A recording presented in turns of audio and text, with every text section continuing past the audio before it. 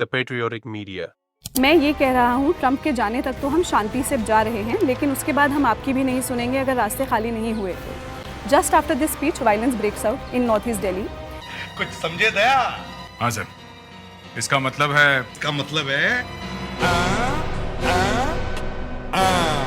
JNU के गद्दारों को गोली मारो सालों को, जामिया के गद्दारों को गोली मारो सालों को। And many people obviously call your speech provocative, and you know it. People called me terrorist, dangai, many things were हत्यारा, called. हाँ. Sir, 1 year वो सब later, बोला है. 1 year later, sir, do you regret anything that you said in that speech, and do you take any responsibility for the violence that broke I am out? proud of what I did on 23rd of Feb. आपसे खतरनाक इस देश के लिए कोई हो नहीं सकता। And if it happens like that again, I will do that again. मैं ऐसा कुछ नहीं कहूँगा, मैं कहूँगा आपसे खतरनाक इस देश के लिए कोई हो नहीं सकता।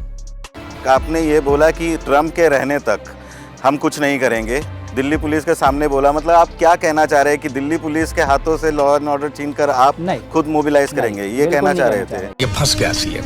तो अगर मतलब आप मान लीजिए ये आप नहीं कहते, ये मान लीजिए आप नहीं कहते और यही भाषण ताहिर हुसैन अगर देते तो उसका क्या रिएक्शन होता और आप जो दे रहे हैं उसका क्या रिएक्शन?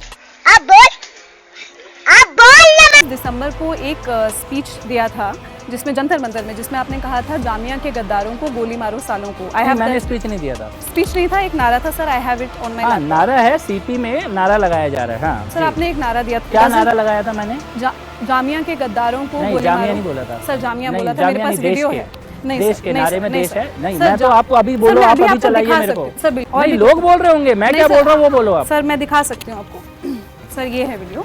जेएनयू के गद्दारों को गोली मारो सालों को, जामिया के गद्दारों को गोली मारो सालों को, एएमयू के गद्दारों को गोली मारो सालों को। हाँ, ये वीडियो है, ठीक है सर, करेक्ट। लोग ये नारे को बहुत ज्यादा महत्व दे रहे हैं।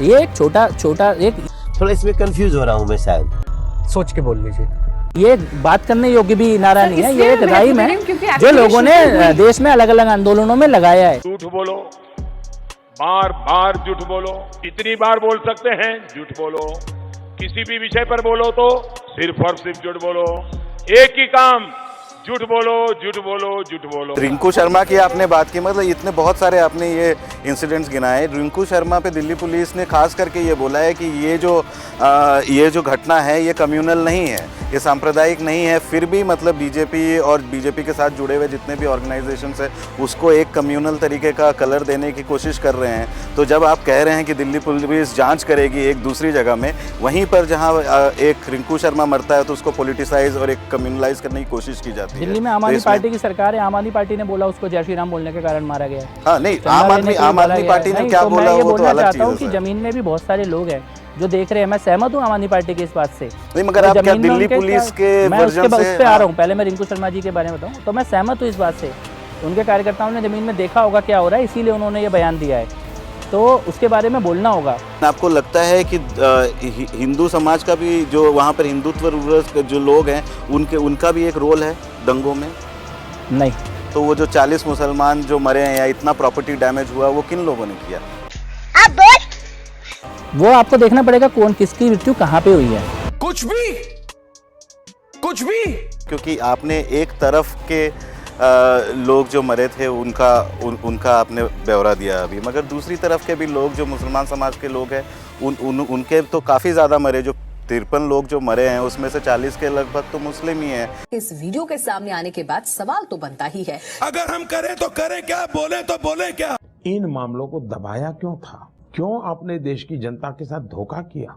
प्रश्न ये होना चाहिए। मैं ऐसा कुछ नहीं कहूँगा, मैं कहूँगा आपसे खतरनाक इस देश के लिए कोई हो नहीं सकता।